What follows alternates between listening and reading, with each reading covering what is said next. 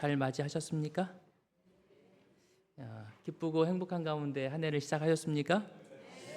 하나님의 은혜가 한 해를 시작하는 여러분의 매일의 삶 속에 함께 하시게 되기를 간절히 바랍니다. 오늘은 특별히 첫 번째 안식일 장로 집사 안수가 있는 날입니다. 말씀 후에 그래서 오늘은 1부 말씀, 2부 안소식 이렇게 진행됩니다. 잘 주보 확인하시고 오늘 예배 순서를 잘 따라 주시면 되겠습니다. 그리고 마음껏 오늘 안수 받으시는 분들을 축하해 주시기 바랍니다. 먼저 오늘 말씀의 제목은 이것입니다. 같이 한번 읽어볼까요? 시작. 이와 같이 하라. 평소보다 말씀을 조금 더 빨리 끝내도록 하겠습니다. 누가복음 10장 37절에 있는 말씀 같이 읽습니다. 시작. 이르시되 자비를 베푼 자니이다. 예수께서 이르시되 가서 너도 이와 같이 하라 하시니라. 이번 한 주일 동안 우리는 선한 사마리아인의 비유에 관련한 말씀을 함께 읽었습니다. 많은 말씀들을 나눌 수 있지만 오늘 시간이 제약된 관계로 우선은 맨 앞부분에서 우리가 이 말씀을 주시는 예수 그리스도의 와 이 율법사의 대화를 통해서 한 해를 시작하며 여러분과 제가 특별히 온양교회가 잘 기억하고 따르기를 바라는 소망을 담아서 이 말씀을 나누려고 합니다. 율법사가 질문했습니다. 이렇게 질문해요. 뭐라고요? 다 같이 시작. 선생님, 내가 무엇을 하여야 영생을 얻으리이까? 굉장히 중요한 질문입니다. 여러분도 원하십니까? 영생 얻기를 원하십니까? 네. 우리 모두가 바라는 것이고 무엇보다 하나님께서 우리에게 가장 바라시는 것이 이것입니다. 우리가 주님 안에서 영생 얻기를 원하십니다. 그래서 많은 사람들이 그것을 위하여 신앙을 하고 자신을 다듬고 경건한 삶을 살아가기도 합니다. 율법사라고 하는 사람은 특별히 하나님의 말씀을 깊이 연구하는 사람이었습니다. 누구보다 말씀에 깊이 빠져 있는 사람이었어요. 그런 그도 자신이 영생을 과연 확실히 얻을 수 있을까라는 문제를 생각하면 고개가 갸웃거려졌던 것 같아요. 그래서 선생님에게, 예수 그리스도에게 이렇게 묻습니다. 선생님, 내가 무엇을 해야 영생을 얻습니까? 여기에 대해서 예수님 뭐라고 대답하셔야 할까요? 사실 이 질문에 대한 예수님의 대답은 가장 기본적이고 가장 단순하지만 그러나 가장 필요한 것을 이 사람에게 말씀하십니다. 오늘 예수님께서 말씀하시는 대답은 무엇인가? 첫 번째는 이것입니다. 예수님의 대답의 첫 번째는 이렇게 대답하십니다. 율법에 무엇이라 기록되었느냐? 이렇게 물어보세요. 어떻게 영생 얻습니까? 라고 물어보니까 예수님께서 율법에 뭐라 기록되었느냐? 이렇게 말씀하시는 것은 율법에, 여기서 말하는 율법은 십계명을 말하는 것이 아니라 또 창세기, 출애굽기, 레위기, 민수기 같은 모세 오경을 말하는 것뿐만 아니라 구약성경 전체를 의미하기도 합니다. 즉 성경에 뭐라고 기록되었느냐라고 말하는 것입니다. 성경에 영생에 대해서 이미 다 기록되어 있지 않느냐라는 거죠. 율법에 무엇이라 기록되었느냐. 여기에 대한 대답을 하려면 제일 먼저 율법사가 뭘 해야 이 질문에 대답을 할 수 있을까요? 읽어야 되는 거예요.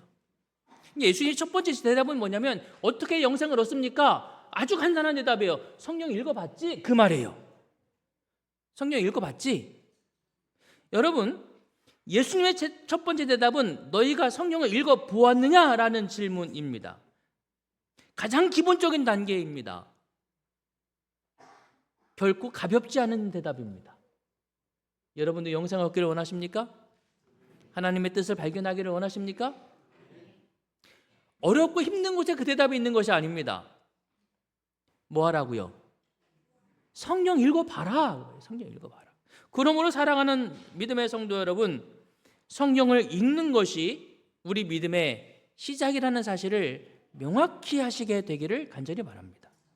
성경은 하나님의 뜻과 사랑이 담긴 책입니다.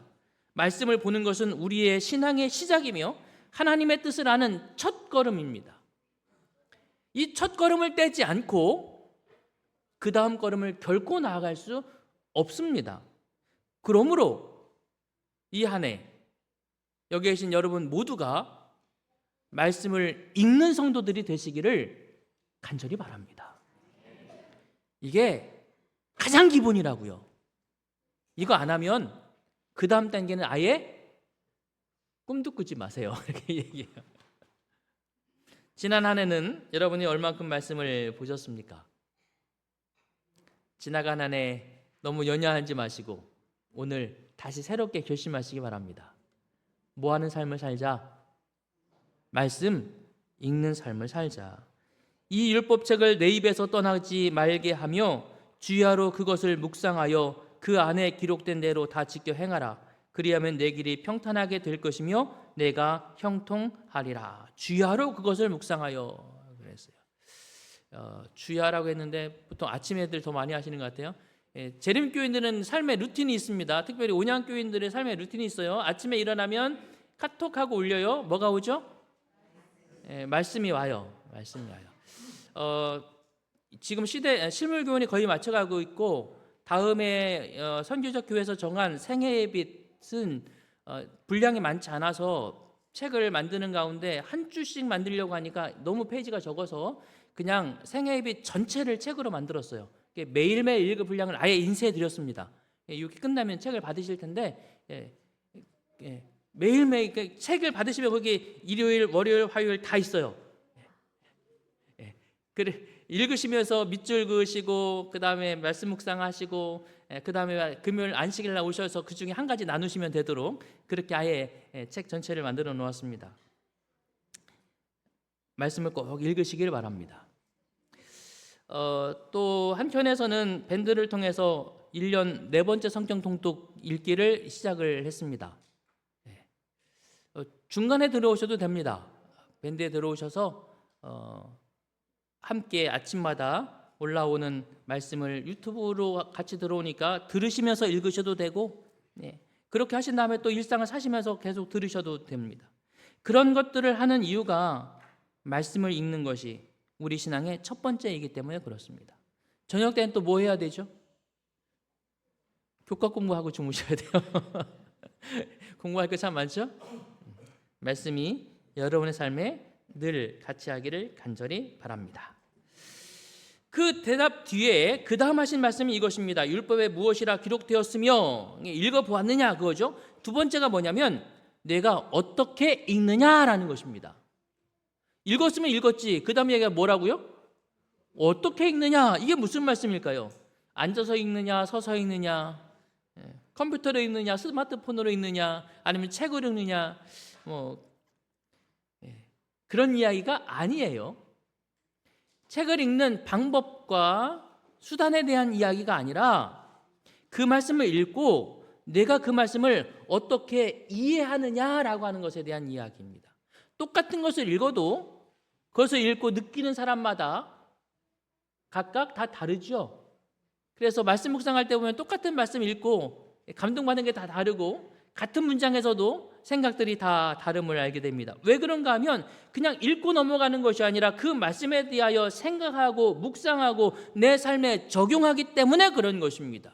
그래서 이 예수님께서 율법사에게 물어보신 것은 네가 읽어봤느냐? 그리고 그 읽고 나서 내가 그 읽음 속에서 무엇을 느꼈고 어떻게 깨달았고 어떻게 그 말씀을 받았느냐라고 하는 너의 묵상이 무엇이냐를 질문하시는 것입니다. 그러므로 영생을 얻는 두 번째 단계 말씀을 읽고 그 다음 뭐 하는 거라고요?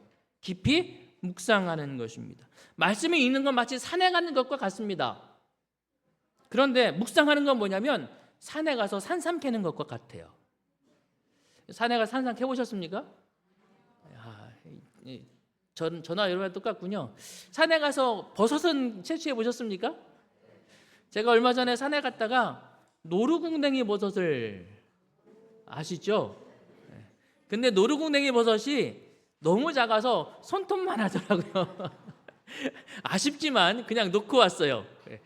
다음에 좀 내년쯤에 가가지고 다시 거기 가봐야 될 것 같아요. 묵상, 읽는 것은 그저 그 산을 바라보는 것과 같지만 묵상하는 것은 그 산 안에 있는 것들을 하나하나 살펴보는 것입니다.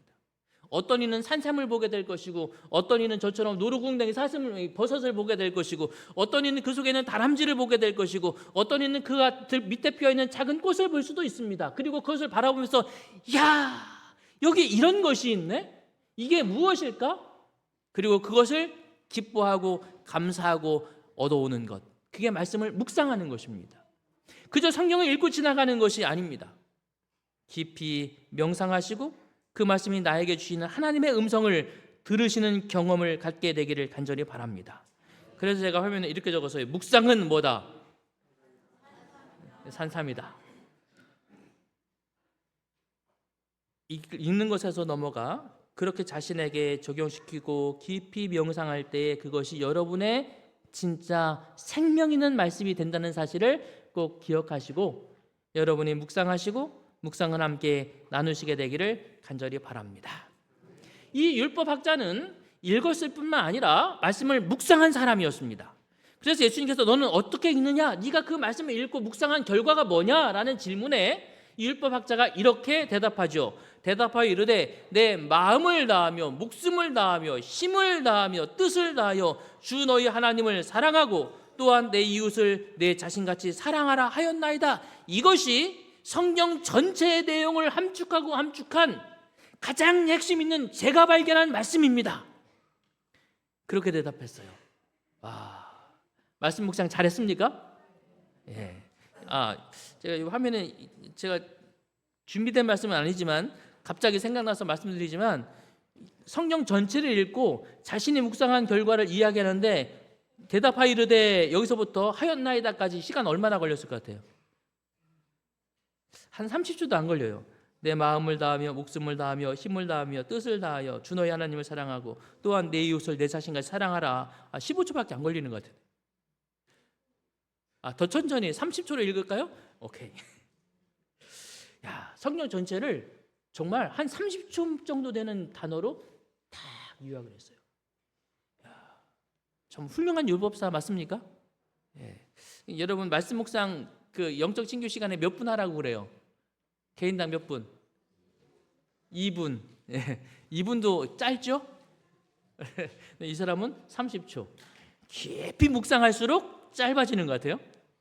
정말 잘 대답했습니다. 이 대답에 예수님께서 이렇게 말씀하십니다. 예수께서 이르시되 내 대답이 뭐하다? 옳도다. 말씀 묵상을 참 잘했어요. 그런데 읽고 묵상하고 그 다음 예수님의 말씀이 뭐냐면 세 번째 단계 이것입니다. 같이 읽어볼까요? 다 같이 시작. 이를 행하라 그리하면 살리라 하시니. 다음에 글씨를 좀 더 키울게요. 오늘 글씨가 좀 작은 것 같아요. 이를 행하라 그러면 살리라 하시니. 세 번째 단계는 뭐 하는 거? 행하는 거예요. 읽고 깊이 묵상하면서 하나님 오늘 제가 하나님께로부터 이런 말씀을 받았습니다. 이웃을 사랑하라고요? 하나님을 사랑하라고요? 예, 감사합니다. 제가 깨달았습니다. 주님의 말씀은 그렇다면 이제 그것을 행하라고 말씀하시고 계시는 거죠. 좀 전에 본 것처럼 산에 갔어요. 말씀을 읽었죠? 산삼을 발견했어요. 묵상을 했죠? 뭐 해야 된다고요? 그렇죠. 그 다음 단계는 산삼 캐와야지. 그리고 그렇지. 먹어야지가 아니라 팔아야지. 예. 작은 거 캐시면 드시고 큰 거 캐시면 파세요. 그래야 되는 것입니다. 놓고 오면 안 되는 거죠. 그것이 행하는 단계입니다. 내가 발견한 그 말씀을 붙잡고 일상의 삶으로 내려오는 것입니다. 그래서 직장에 나갈 때 그 말씀을 들고 나가는 거죠. 이웃을 만날 때 그 말씀을 가지고 만나는 것입니다. 사랑하는 믿음의 성도 여러분, 주님이 말씀하신 마지막 단계 행하라. 오늘 저와 여러분이 그렇게 하시는 성도들 되시기를 간절히 바랍니다. 영혼 없는 몸이 죽은 것 같이 행함이 없는 믿음은 뭐한 것이다? 죽은 것이니라. 그렇습니다. 이 한 해 동안 여기 있는 저와 여러분 모두가 말씀을 읽고 깊이 묵상하고 또 그 말씀을 따라 사시기로 결심하시는 이 첫 예배가 되시기를 간절히 바랍니다. 율법사도 그 말씀을 들으면서 감동했어요. 그렇구나. 그런데 이 율법사의 머릿속에 한 가지 생각이 들었습니다. 하나님 말씀은 내 이웃을 내 몸과 같이 사랑하라는 것이고 그것을 행하라고 하셨는데, 그럼 내가 이제 행해야 되겠구나. 그럼 누구에게 행해야 되느냐라는 거죠. 그래서 이 사람이 이렇게 질문합니다. 뭐라고요? 누가 내 이웃입니까? 이렇게 질문하는 거예요. 여러분, 누가 내 이웃인지가 이게 어려운 질문이, 어려운 얘기입니까? 쉬운 얘기입니까? 그냥 이웃이잖아요. 그렇죠? 근데 이 말의 의미가 뭐냐면, 이 율법사가 이 질문을 던지는 이유는, 그래, 하나님 말씀에 사랑을 베풀려고 했는데, 그럼 내가 사랑을 베푸는 그 대상에 모두를 포함시켜야 되느냐, 아니면 포함시켜야 될 사람도 있고 제외해야 될 사람도 있느냐라고 하는 것에 대한 그의 생각이 나온 것입니다. 그들은 생각하는 거예요. 내 이웃, 내가 사랑하고 베풀고 자비를 베풀어야 될 그런 사람들은, 내 이웃은 누구냐? 나와 같은 유대인이다 라고 생각하는 거죠. 이방인, 자비를 베풀어야 될 필요가 있어요, 없어요? 그들은 없다고 생각하는 것입니다. 사마리아인, 그럴 이유가 있어요, 없어요? 이 사람들은 그럴 가치가 없는 사람들입니다. 적어도 내 자비를 받을 수 있는 사람은 그럴 만한 자격이 있는 사람이어야 된다. 그게 이 율법사의 생각이었던 거죠. 그래서 예수님께 던진 질문은 그 자격을 가진 사람이 누굽니까? 라는 질문을 던진 것입니다. 그런데 예수님께서는 그 질문에 대하여 한 비유를 말씀하시죠. 그 비유가 여러분이 잘 아시는, 또 이번 주에 읽으신 무슨 비유? 선한 사마리아인의 비유입니다. 한 사람이, 유대인이 길을 가다가 강도를 만나서 다쳤습니다. 그 옆에 유대인도 지나가고 레인도 지나가고 제사장도 지나가요. 아무도 돌아보지 않습니다. 그런데 누가 그를 돌보아 줬다고요? 한 사마리아인이 돌보아 줬다. 그들의 사마리아는 선을 베풀어 줄 대상이 아닌데 주님은 이 율법사의 의도를 아시기 때문에 이 비유를 시작하신 것입니다. 비유를 마치시면서 예수님께서 그에게 질문하세요. 누가 이웃이냐?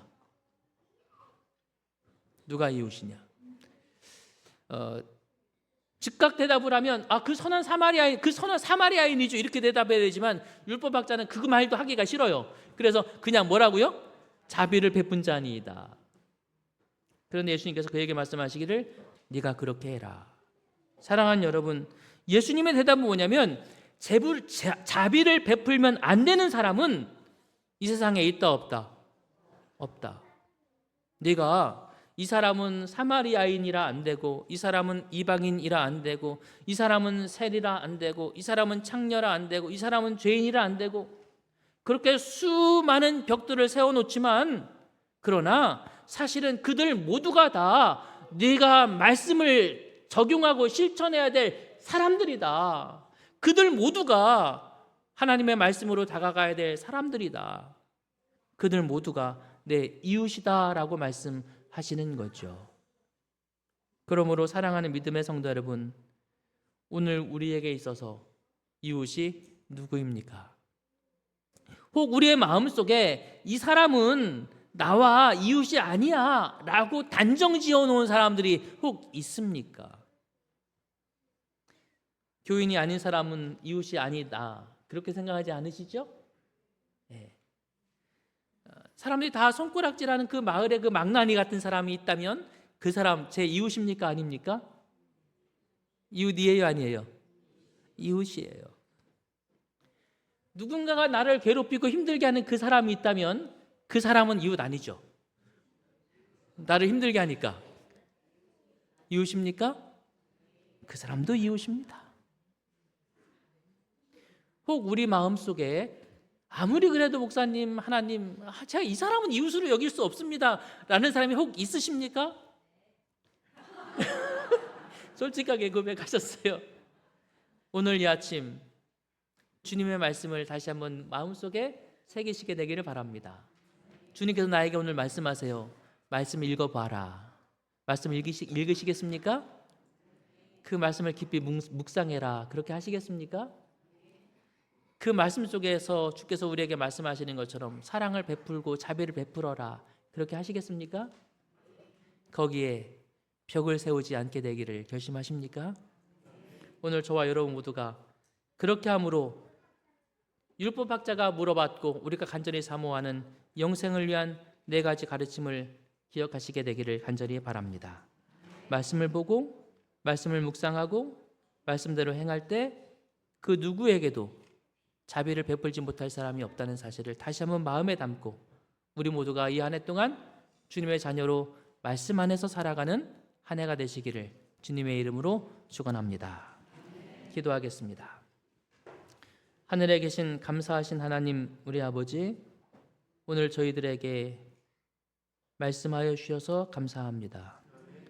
우리의 연약함과 부족함을 다시 한번 발견하게 해주셔서 감사합니다. 우리의 이웃이 아닌 사람이 없게 하여 주시옵소서.